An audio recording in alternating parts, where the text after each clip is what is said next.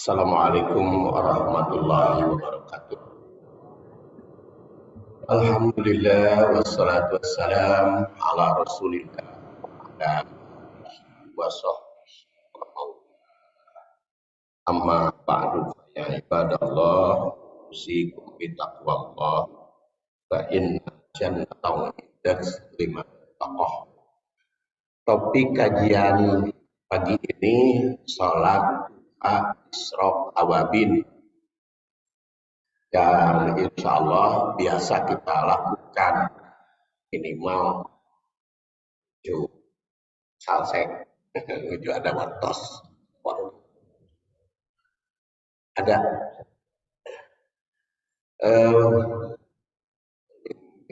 lingkungan tadi itu diminta tapi tidak di program kita dikirim. Sebetulnya ada link cuma nomor yang tidak dikirim tadi. Dan insya Allah nanti dibagikan seperti biasa ya di YouTube. Kita mulai dari sholat duha di dalam Al-Quran atau waktu di dalam Al-Quran. Ingat jilidnya ada perusahaan Pak Hendra, Ibu Hendra. Jilidnya. Waktu duha disebut di dalam Al-Quran secara berulang. Waktu duha termasuk yang penting mendapat perhatian di dalam Al-Quran. Dan disebut secara berulang, ya antara lain surat An-Naji'at itu 2 kali. Pertama, wa aqtasha lailaha wa akhraja duhaha. Dan dia menjadikan malamnya gelap gulita dan menjadikan duha siang dengan terang benderang. Di situ lailaha duhaha. Di duha itu suka digandeng dengan lail. Ada lailaha dulu di sini, kemudian duhaha, ada juga wadduha wal laili. Dengan adanya benda angkasa dan benda bumi, maka Allah Subhanahu wa taala ciptakan 2 suasana yang berbeda. Karena kan sebelumnya berbicara di dalam surat An-Naji'at itu benda di bumi dan benda angkasa. Lalu Allah Subhanahu wa taala mendadaskan malam dan duha. Jadi ciptakan 2 suasana yang berbeda. Wa aqtasha lailaha, malam menjadi gelap gulita, serta wa akhraja duhaha, siang atau waktu duha yang terang benderang. Dengan demikian yang diciptakan Allah Subhanahu wa taala itu bukan hanya berupa benda yang demikian lengkap, tapi juga situasi dan kondisi yang bervariasi.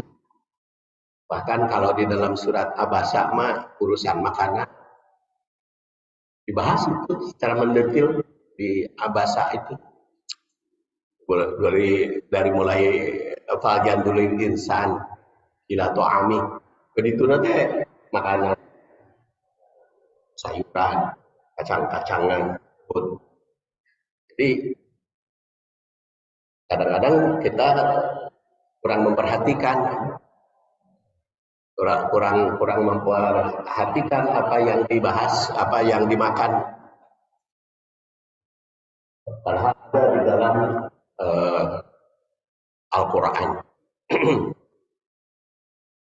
Dengan demikian yang diciptakan Allah Subhanahu wa taala itu bukan hanya berupa benda yang demikian lengkap, tapi juga situasi dan kondisi yang bervariasi. Jadi dengan 2 macam situasi itu manusia bisa menikmati kehidupan yang berbeda. Dan tampak waktu sejuk, agak panas, siang panas sekali, terus meredup lagi. Situasi dan kondisi diingatkan. Ini memberikan gambaran bahwa manusia mukmin dalam kegiatan hariannya dituntut keseimbangan antara ibadah ritual dengan sosial. Itu tidak terpisahkan. Kedua disebut pada ayat terakhir duha itu di dalam surat An-Nazi'at, ka'annahum yauma yarawnaha lam yalbasu illa asyiyatan aw duhaha. Ayat terakhir.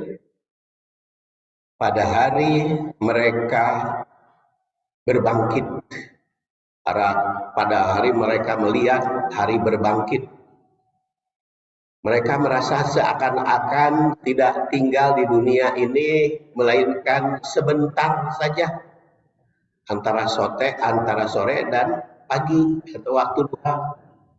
Begitu bangkit maka sesakut. Padahal usia kita sekarang ada yang di atas 70, itu barang langka. Ada yang di bawah 70, yang rata-rata ya. Ada yang masih muda. Tapi begitu nanti dibangkitkan di dunia itu rasa sebentar sekali. Kata Al-Qurtubi yang wafat 670 Hijriah, ka'annahum itu mereka pada perkataan ini adalah orang kafir yang tidak percaya akan hari berbangkit. Begitu hari kiamat tiba, yauma yarawnaha, ya mereka melihat, orang memandang hari kiamat itu terlalu cepat datangnya. Mereka merasa kaget, apa yang tidak mereka percayai tiba-tiba ada. Kan orang kafirnya tidak percaya, ya gitu ada, ya baru ya merasa kaget. Mereka merasa kaget apa yang tidak dipercayai itu muncul, sehingga memandang hidup di dunia ini hanya waktu singkat, seakan-akan waktu malam, waktu siang, waktu duha, dan waktu malam. Ada juga seperti Ad-Dhahak yang mengartikan hanya satu hari saja selama di dunia ini dibanding hari akhirat. Namun ada juga yang beranggapan bahwa di alam kubur itu hanya dalam waktu singkat. An-Nasafi itu mengartikan yarawnaha, melihat kejadian hari kiamat. Maka sadar bahwa lam yalbasu, tidak hidup di dunia ini kecuali bagaikan siang dan malam. Mereka sadar setelah melihat kedahsyatan dari kiamat itu bahwa hidup di dunia hanya singkat sekali. Oleh karena itu kata Al-Ashqar, orang kafir itu memandang hidup di dunia cukup singkat sekali ketika menyaksikan kedahsyatan. Karena begitu menghadapi hari kiamat kan berat.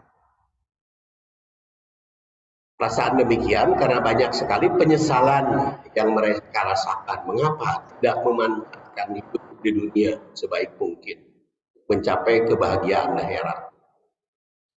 Itu hari akhirat dirasakan yang maha dahsyat, maka penyesalan itu yang diderita tiada arti. Itu kandungan di surat An-Nazi'at tentang duha. Kemudian di surat Ad-Duha, wad-duha, yang wa-nya itu huruf qasam atau huruf sumpah, dia berfungsi sebagai sumpah. Maka dalam bahasa Indonesia diartikan demi. Demi. Dan bagi umat manusia tidak boleh bersumpah selain nama Allah. Tapi Allah bebas sumpahnya. Kalau manusia mah tidak boleh kan. Kadang-kadang ada demi Allah, demi Rasul. Tidak boleh pakai demi Rasul. Karena itu kan menyamakan Allah dengan Rasul. Jadi kalau sumpah itu hanya satu. Manusia itu dengan nama Allah. Boleh dengan nama sifatnya seperti Walladzi nafs Muhammadin, dan demi zat yang memiliki Muhammad. Boleh jadi namanya Allah. Jadi wallah. Dan Allah itu bebas sumpah dengan makhluknya seperti wadduha. Huruf wa pada ayat pertama itu qasam atau sumpah. Yang pada ayat berikutnya adalah wadduha walail, tidak saja. Duha adalah matahari sepenggalan naik. Kalau isrok kan terbit, ya. Duha itu naik. Ada juga yang memahami waktu duha adalah pagi ketika matahari mulai memancarkan sinarnya hingga menghangatkan badan. Hanya istilahnya tarmidul kisol. Sehingga unta itu bergerak karena kepanasan. Itu waktu duha. Kemudian waktu ini dijadikan sumpah karena sangat berharga bagi manusia untuk digunakan kesempatan ibadah dan berkarya. Oleh karena itu bagi yang sedang giat mencari nafkah, jangan lupa ibadah. Untuk yang rajin sholat, ibadah, jangan lupa tanggung jawab berkaitan dengan kehidupan, mencari nafkah. Jadi sholat ulah bohong, cari nafkah ulah hilang. Dua-duanya dipakai waktu duha itu. Waktu duha dimulai dari terbit matahari hingga menjelang zuhur. Kan ada 3 waktu diharamkan sholat, yaitu setelah sholat subuh hingga terbit matahari. Kemudian yang kedua ketika terbit 4. Ketika terbit matahari malah 5 kalau dijumlahkan, hitung satu persatu. Di setelah sholat subuh hingga terbit matahari. Kedua ketika terbit matahari. Makanya kalau sholat duha, sholat isrok itu ulah begitu terbit langsung sholat. Harus diberi jarak dulu. Ada beberapa waktu sehingga mataharinya terik agak memanas. Ketika terbit matahari itu tidak boleh. Kemudian ketika matahari bersinar di atas. Kemudian keempat setelah sholat asar. Dan kelima ketika matahari terbenam sebelum maghrib. Hadisnya tidak saya masukkan di sini ya, tapi sebagiannya ada nanti. Kemudian waktu duha dimulai dari terbit matahari hingga menjelang zuhur. Jika matahari tergelincir ke sebelah barat, maka tiba waktu zuhur. Setelah tergelincir, setelah geser. Waktu duha merupakan waktu segar di pagi hari. Karena telah beristirahat semalaman. Ada juga waktu duha tadi dipakai tidur. Ya, karena kerjaannya jam 10 pagi sampai jam 10 malam, jadi waktu tidur. Bahkan kalau tidur pada subuh fakir, berarti hadis nadoib. Ya, kalau yang mengatakan kalau tidur subuh menimbulkan fakir itu berdasar hadis nadoib. Oleh karena itu sama juga ya, sama juga dengan tidur pada asar. Tidur pada asar itu juga kan tidak larangan, tapi jadi kalau hadis doib mah jangan dijadikan alasan ya. Kalau ulama itu naon, tapi jangan dijadikan alasan hadis. Oleh karena itu ada tugas manusia untuk memanfaatkan kesegaran subuh tersebut guna menjalani mata pencaharian yang sekaligus beribadah. Allah juga bersumpah dengan matahari dan cahayanya di waktu duha, seperti di dalam surat Asy-Syams. Wasyamsi wa duhaha. Demi matahari dan cahaya di pagi hari. ayat ini memberikan bimbingan pada manusia agar mengambil pelajaran dari matahari waktu terbit dan cahayanya ketika bersinar di pagi hari. Rasul Shallallahu Alaihi Wasallam memberi contoh sebagaimana dikemukakan di dalam beberapa hadis yang akan kita kutip.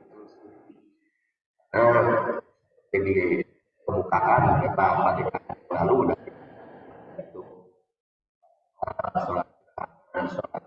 sholat semuanya udah biasa kita lakukan, cuman kita akan lebih mendalam kalau kita baca, kalau kita telah hadis dan Al-Quran, nah itu lebih mantap.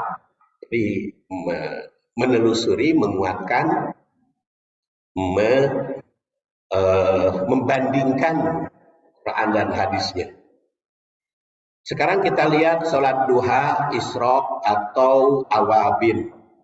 Setelah matahari terbit dan memancarkan sinarnya, maka selain terdapat kegiatan yang menyibukkan seperti ibadah yang lain, ya antara lain ada ibadah sholat. Ibadah sholat adalah situasi yang dinamakan pada saat itu sholat duha. Istilahnya sholat duha. Kemudian karena dilaksanakan waktu duha, disebutlah sholat duha. Dinamakan juga sholat isyraq. Karena apa? Pelaksanaannya setelah matahari terbit. Syuruq. Maka disebut sholat isyraq. Menurut Ummu Hani binti Abi Thalib, Rasul pernah datang menemuinya dan minta disediakan air untuk wudhu. Kemudian berwudhu dan dia melaksanakan sholat duha. Setelah selesai sholat duha, Rasul bersabda, "Ya ummahani hadihi sholatul isyraq." Sholat duha, kita sholat isyraq ya. Rasul. Jadi itu kena dibedakan itu sholat isyraq atau sholat duha. Kalau berdasar hadis mah, pada sholat isyraq, pada sholat duha, pada sholat awabin sama istilahnya. Sama dengan tawaf ya. Tawaf itu mengelilingi Ka'bah, itu disebut tawaf. Dan mundar-mandir antara Safa dan Marwah juga tawaf. Dalam surat Al-Baqarah 158. Inna Safa wal Marwata min sya'airillah. Faman tatawwa'a aw itamara fala junaha ayat tawafa antara Safa dan Marwah. Jadi tawaf itu kadang-kadang mengelilingi Ka'bah, kadang-kadang mundar-mandir Marwah. Nah, itu di dalam fikih dibedakan, tawaf mengelilingi Ka'bah, hari antar Safa dan Marwah sa'i. Itu mah sebetulnya hanya untuk membeda, tetapi ketika membaca hadis mah sama ini juga. Sehingga ada ulama menafsirkan kalau sholat duhanya rada awal disebut isyraq. Kalau sholat duhanya di tengah-tengah disebut duha, tapi akhir ayat tamat pemahaman terhadap istilah. Tapi kalau kita baca hadis mah seru. Sama dengan kusuk dan khusuk. Dalam Al-Quran ada kusuk sama tamus dan kusuk komar dalam Al-Quran.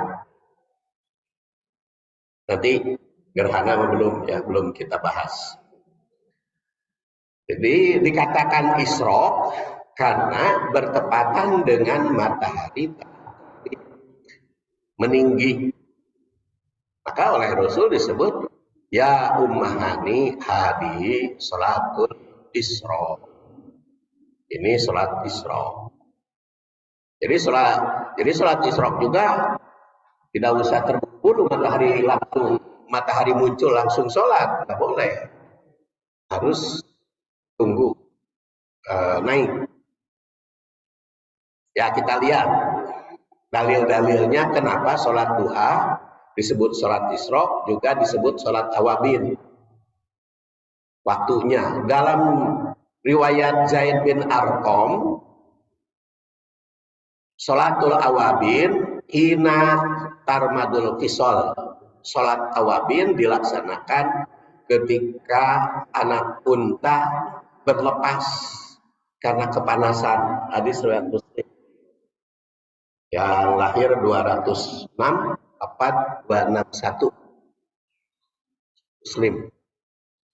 Perkataan tarmad itu mengandung arti kepanasan atau menjadi terasa panas kakinya oleh sengatan matahari pagi. Tisol itu berarti anak unta. Jadi menunjukkan waktu ketika kaki anak unta kepanasan, hingga semua pada pergi ke tempat mencari makanan.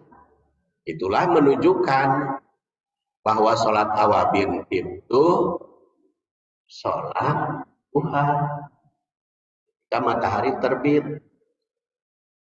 Tapi ada pertanyaan kepada saya, sholat awabin kenapa waktu maghrib? Cari di hadis, tak pernah hadisnya sholat awabin waktu maghrib. So, ternyata sholat awabin mah tarmadul tisol, ketika unta-unta kepanasan kakinya. Kemudian Sa'id bin Nabi menerangkan bahwa beliau melakukan sholat isyraq ketika matahari terbit dan dilihat oleh Abu Bashir al-Ansori, sahabat Rasul yang mencelaknya dan sekaligus melarangnya. Beliau terangkan bahwa Rasul sallallahu alaihi wasallam bersabda, "La tusallu, janganlah kalian sholat hatta tarbi asyamsu." Jangan kamu sholat ketika matahari muncul. Jadi jangan sholat dulu ketika matahari terbit. Karena ketika tapi usyamsu, makanya kita kalau pengajian suka agak ditelatkan dulu gitu. Matahari terbit, jadi ditambahkan dulu ya waktunya. Karena la tusallu hatta tartafi asyamsu, sehingga matahari itu naik. Kenapa? Fa innaha tatlu baina qarni syaitan. Jangan kalian sholat dahulu hingga matahari telah naik. Karena dia terbit antara dua generasi setan. Ya, kalau sekarang yang berlaku di Jepang ya, waktu matahari terbit. Dengan demikian, sholat duha, isyraq atau abin itu dilakukan setelah matahari naik, bukan ketika matahari terbit.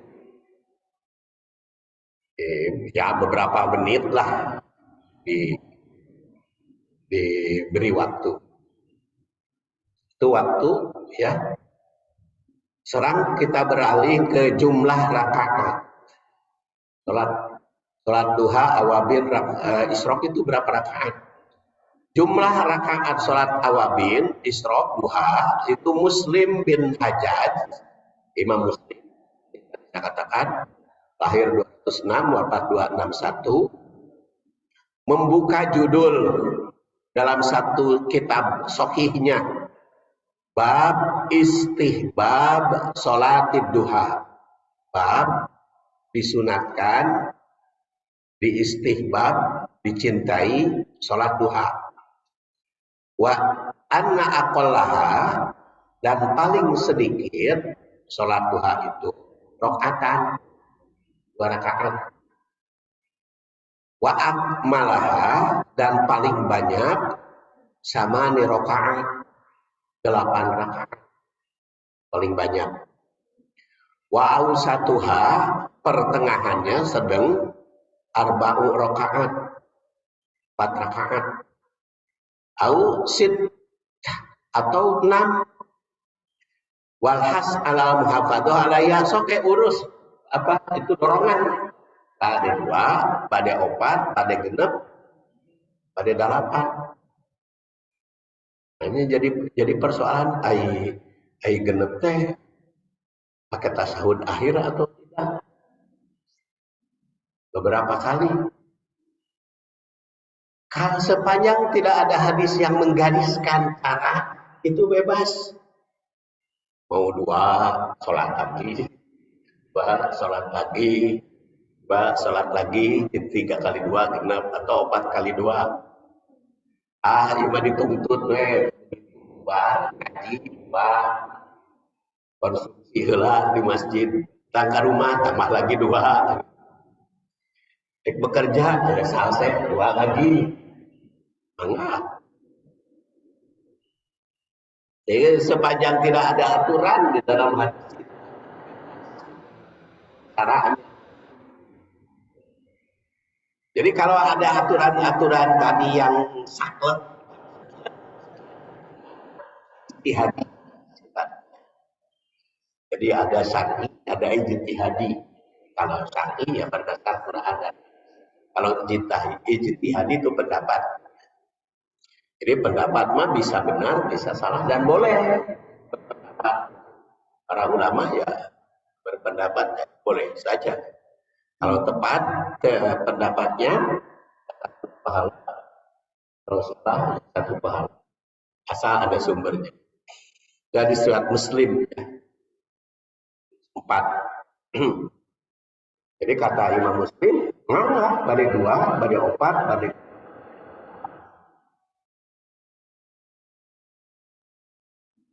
Kemudian Abu Hurairah yang wafat tahun 57 Hijriah, sahabat Nabi, mengatakan ausani Nabi sallallahu alaihi wasallam bi rakaatain duha. Rasul berwasiat kepadaku untuk melaksanakan sholat duha 2 rakaat. Ini hadis surat Bukhari. Ummu Hani putri Abu Thalib, jadi saudara sepupu Rasul, juga meriwayatkan lamma kana amul fathi atat Rasulullah sallallahu alaihi wasallam wa huwa bi a'la Makkah. Qama Rasulullah sallallahu alaihi wasallam ila guslihi fasatarat alaihi Fatimah summa akhoda saubahu faltahafa bihi summa sholat sama rakaat subhatat duha. Pada tahun Futuh Mekah, dia mendatangi Rasul Sallallahu Alaihi Wasallam yang saat itu habis mandi di kawasan atas Mekah. Jadi Rasulullah SAW sering ya naik gunung, kadang mandinya di atas. Ya. Jadi olahraga. Rasul sering naik gunung, turun, ya, turun, naik gunung. Makanya sekarang pemerintah Saudi lagi merancang ada eskalator ke Gua Hiro. Kan dulu mah bapak mun hoyong ka Gua Hiro teh kudu jalan satapak. Naik ribu, emang disediakan eskalator ya. Pas. Eskalator. Jadi itu kudu ripuh kayak maka fasilitas memang teknologi di berbagai programnya kan pembangunan Masjidil Haram itu sampai 2030 gambarnya. Sekarang baru 2023 jadi belum selesai. 2030 insya Allah selesai ya Qadari Today. 2020 umur saya berapa? Tambah 7, oh 80, masih bisa. Masih bisa. Amin. Oh, mohon amin. Beda lagi sekarang amin itu.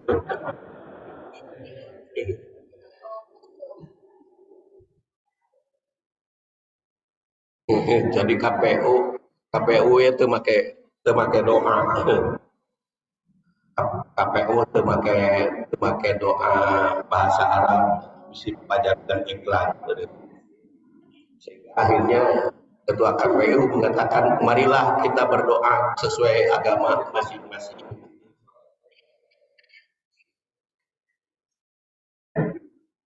Jadi 8 rakaat kalau berdasar hadis ini. Kemudian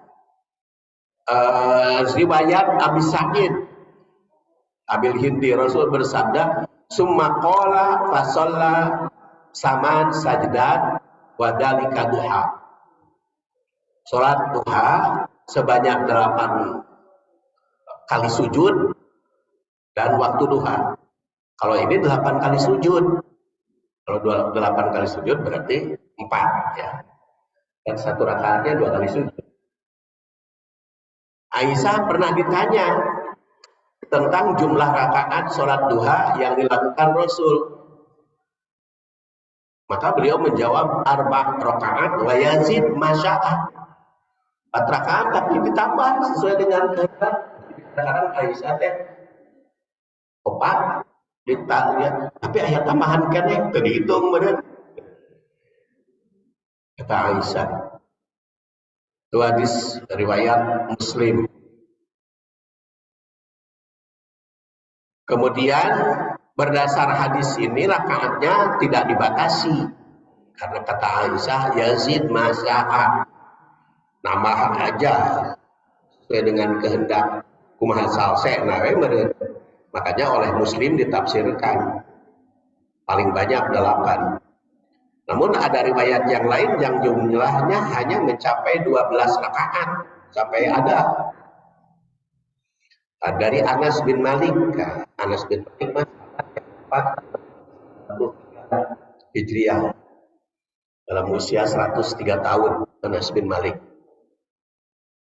Rasul Shallallahu Alaihi Wasallam bersabda, man sholat duha, barang siapa yang sholat duha, sintai asroh rakaatan, 12 rakaat, banallahu lahu qasran min dahabin fil jannah, maka akan dibangunkan gedung dari emas di surga. Ini hadis riwayat Tirmidzi dan Ibnu Majah. Jadi kenapa Imam Muslim sampai 8? Padahal ada hadis riwayat Tirmidzi. Bisa saja ketika Imam Muslim nyusun kitab hadis Sahih Muslim, kan Imam Muslim bisa saja tidak. Imam Tirmidzi kan lahirnya 209,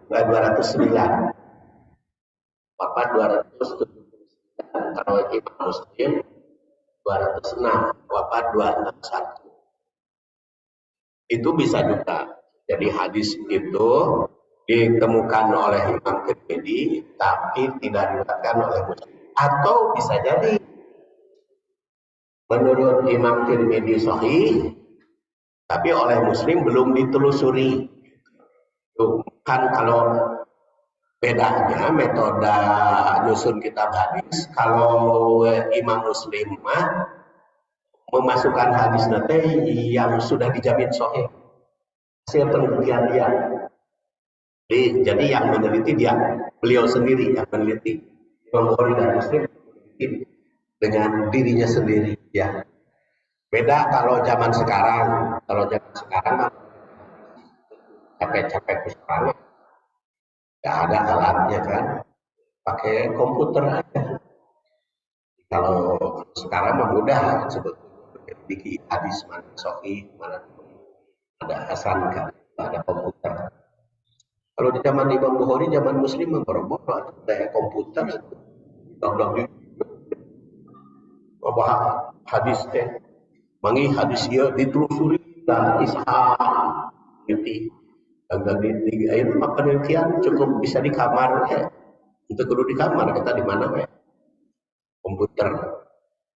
Jadi bisa saja terjadi kalau oleh Imam Muslim paling banyak 8. Tapi ternyata di dalam riwayat Tirmidzi ada yang 12. Itu latar belakangnya. Ketika kita membahas semua kitab hadis kita baca, maka bandingannya akan lebih besar. akan lebih apa istilahnya akan lebih mudah untuk menelitinya. Makanya kan hadis itu historis, tetapi penelitiannya otomatis analisis.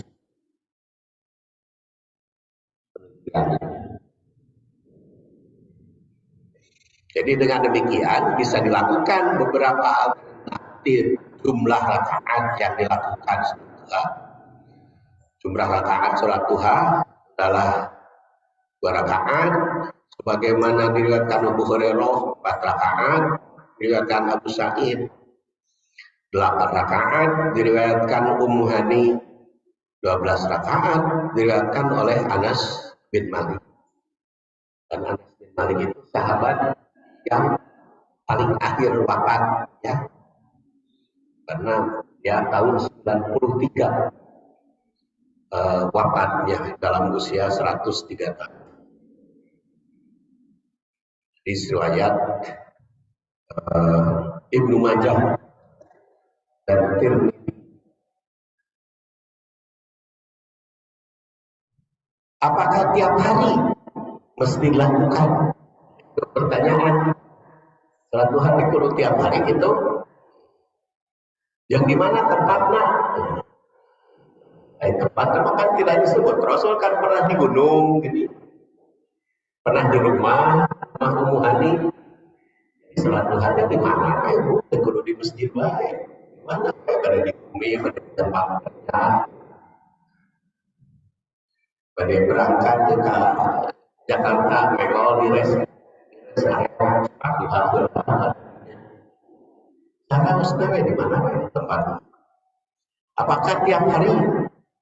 Banyak ulama berpendapat bahwa sholat dilaksanakan bisa, ya. Tapi ada pula ulama lain menyatakan tidak diperlukan setiap hari, karena riwayat dari Sa'id Al-Khudri, Abi Sa'id Al-Khudri, yang menyatakan karena Nabi sallallahu alaihi wasallam yusolli duha hatta naqul la yadamu wa yadamuha hatta naqul la yusolli. Adalah Nabi sholat duha melaksanakannya sehingga menyangka Rasul itu tidak meninggalkannya, dan ternyata setelah kami perhatikan meninggalkan, sehingga kami menyangka Rasul tidak mengerjakan.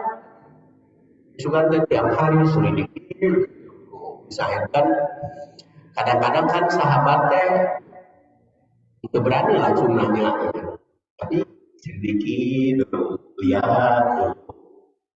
Ini kan tidak langsung kepada Rasul, karena juga kepada orang yang di sekitarnya, seperti Anas bin Malik. Anas bin Malik itu kan sudah dikasih kepada Rasul oleh ibunya, anak angkat. Ada juga kan putra sambung, ya, putra sambung Rasul, seperti Umar, bukan Umar bin Khattab, Umar bin Abi Salamah. Setelah wafat Abu Salamah, Ummu Salamahnya itu waktu itu usia 23 tahun. Wafat Abu Salamah. Setelah Ummu Salamah umur 24, setelah habis masa idah dinikah oleh Rasul. Nah, anaknya, anak Ummu Salamah itu kan diurus oleh Rasul sebagai anak sambung. Itu juru bicara, anak sambung Rasul. Selain istri, anaknya juga banyak, gitu. Rasul kita anak angkatnya, anak angkat, seperti saya bin Aisyah. Jadi para sahabatnya nanya kemana-mana, gitu. Anak Aisyah. Otomatis informasi itu banyak tentang Rasul. Dari kira dari gitu menjadi, tapi semuanya oleh Rasul. Ya sepanjang kamu lihat omong kamu. Seperti kamu lihat aja, bicarakan aja kepada orang lain, kumaha ke pemandang. Nikmatnya ya bagi kita. Jadi walaupun Rasulullah SAW sudah wafat, ketika baca hadis mah seperti masih ada gitu Rasulnya. seperti hadir ketika sekarang kan membaca hadis seperti ada gitu. Karena memang Quran juga mengatakan begitu, wa'lamu anna fikum Rasulullah. Ingat, di kalanganmu ada Rasul. Jadi bukan jasadnya, tapi syariat. Ketika kita membahas hadis ada Rasul di tengah-tengah kita. Ya, itu tadi tiap hari. Ada yang mengatakan tiap hari, ada juga yang mengatakan tidak tiap hari. Jadi maka masalah bapak-bapak yang sudah pensiun, jangan tiap hari pensiun. Nah, dia tugasnya pensiun paling ngurus rumah dekat rumah, pun air rumah depan air sampai jalan. Ada tembok sampai jalan kan ada pot. Jangan lupa itu bunga itu kan diperintah.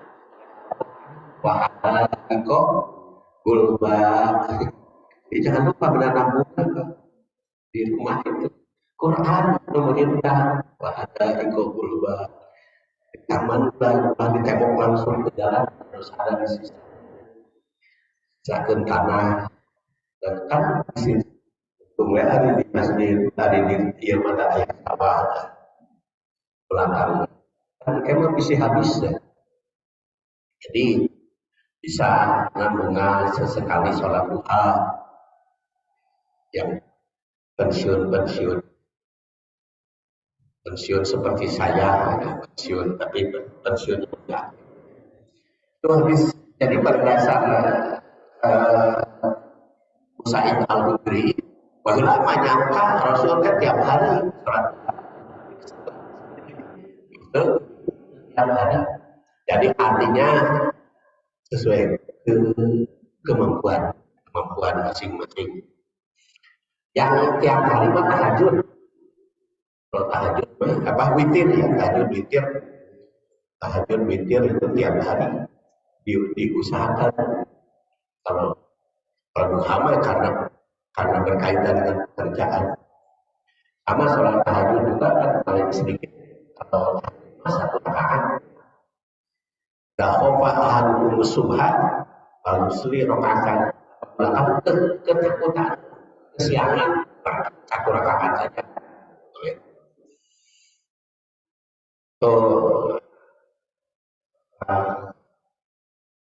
Tiap hari atau kadang-kadang malam. Kemudian nilai ibadah ketika langsung dari sholat subuh seperti yang kita lakukan. Diriwayatkan dari Anas bin Malik wafat 93 Hijriah, Rasul bersabda, "Man sholal godat, barang siapa sholat godat, sholat subuh seperti tadi kita lakukan di jamaatin dalam berjamaah, summa qa'ada, kemudian duduk seperti kita. Yadkurullah, zikir kepada Allah. Zikir itu apa? Ingat dasar, bisa dengan zikir qauli, ya. Bisa dengan seperti sekarang. Seperti sekarang itu zikir juga, mengkaji Quran dan hadis atau tolak ilmu. Bahkan kata Imam Asy-Syafi'i yang lahir 150 wafat 204, tolabul ilmi afdalu min sholatin nawafil. Tolak ilmu seperti kita sekarang ini diskusi mengkaji itu lebih afdal daripada sholat nawafil. Itu di dalam kitab Al-Majmu' kutip. Jadi lebih afdal. Jadi makanya kalau sudah dimulai sholat ilmu kan haji atau seperti ada berdoanya pikirnya tadi kan kalau tolak ilmu itu mansalah katorikon yang kami ilman salakallahu thoriqan ilal jannah. Barang siapa yang salaka seselket cari jalan untuk mendapatkan ilmu, maka itu Allah memberikan jalan ke surga.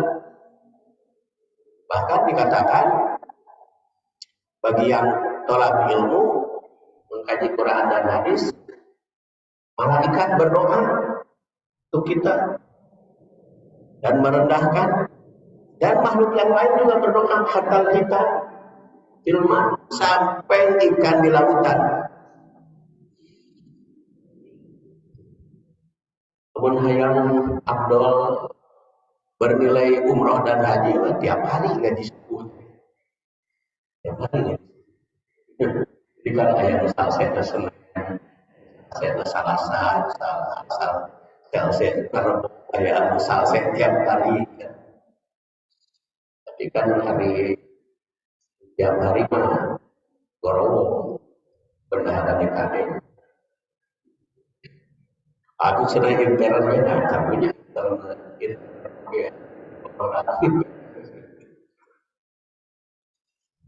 diskusi ada kemampuan masing-masing.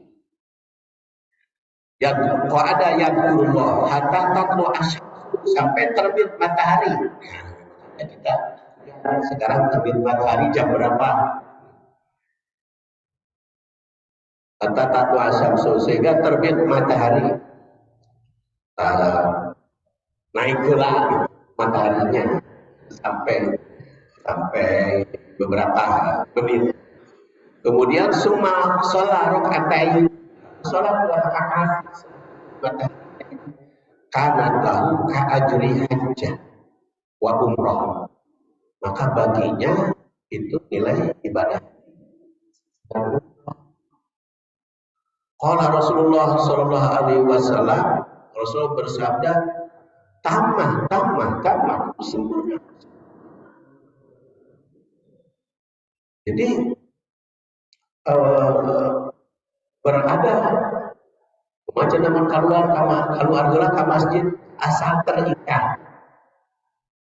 dengan masjid, namanya tuh hari hoyong pipis atau toilet menjadi tahan toilet lah berdua yang menyediakan konsumsi itu kan masih terikat dengan masjid, masih kok ada lah. Jadi kudu tani seulah oya.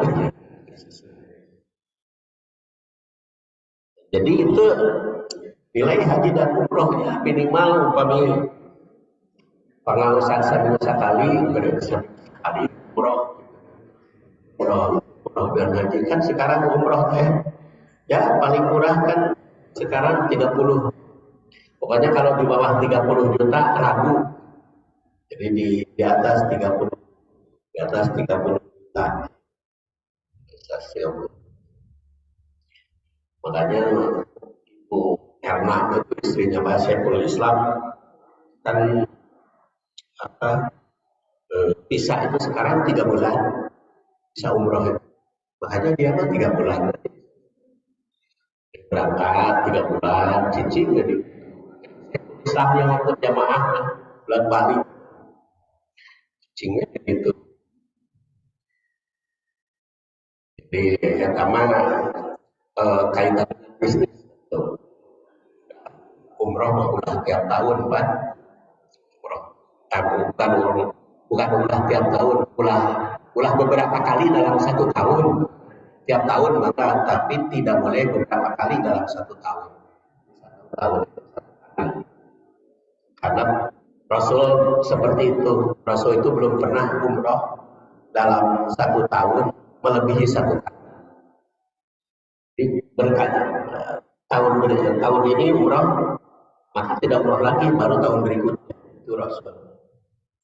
Jadi ya kecuali kalau kita datang ke sana ya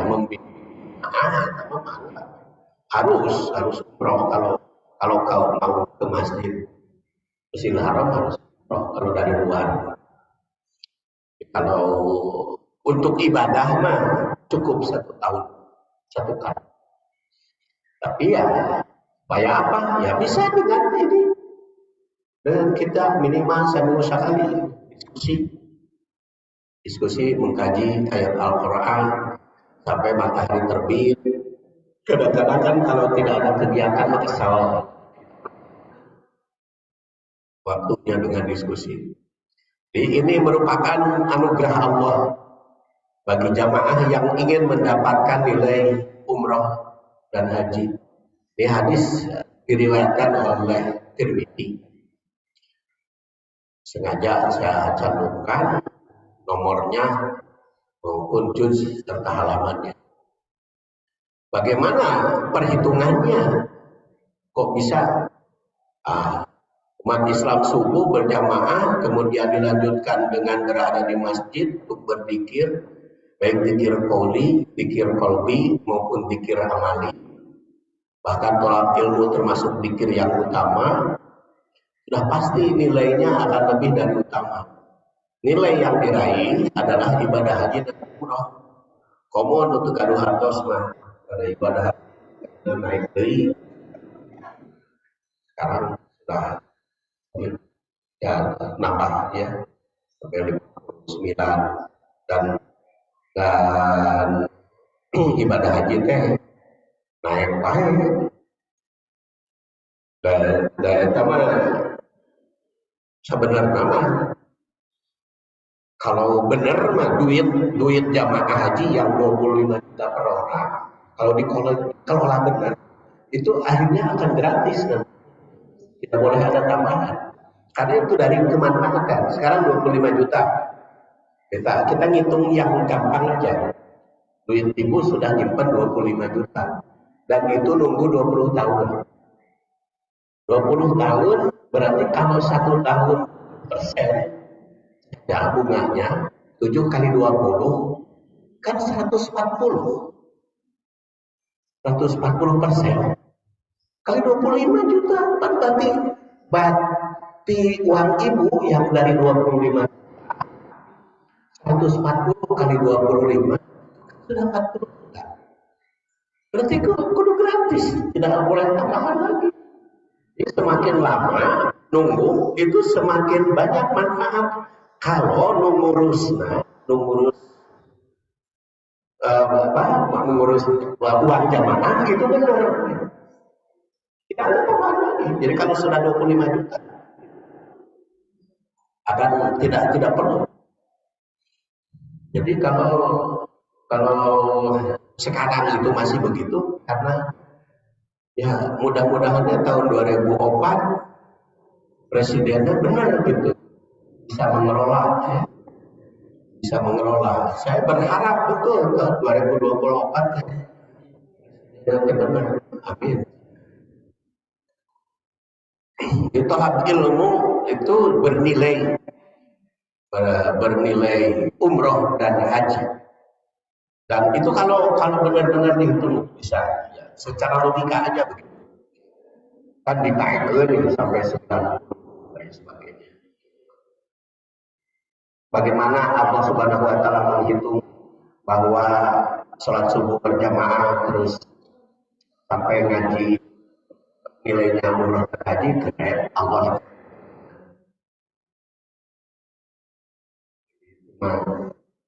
Nah, beberapa implikasi fikih. Satu, Allah Subhanahu wa taala bersumpah dengan waktu duha tadi yang mulai terang benderang. Nah, dalam surat Asy-Syams dan surat An-Nazi'at ya, itu betapa penting waktu duha. Jadi duha itu mesti mendapat perhatian oleh setiap umat, baik bagi yang jaga untuk berusaha mencari nafkah maupun yang berusaha meningkatkan ibadah. Bagi Allah Subhanahu wa taala sumpah dengan apapun merupakan kewenangan. Di maknanya sumpah tersebut sebagai peringatan pada setiap umat. Dalam setiap waktu terdapat ibadah baik yang sifatnya ritual maupun sosial. Sholat itu waktu duha adalah sholat yang bersifatnya ritual yang disebut awabin atau isyraq. Terus kedua, sholat duha dinamakan sholat Isra atau sholat Awabin. Waktunya sejak matahari mulai naik hingga tergelincir menjelang zuhur. Jumlah rakaat 8, bahkan ada yang 12. Ya, ketiga, ada ulama yang berpendapat bahwa nama sholat tersebut diterapkan pada waktu pelaksanaan.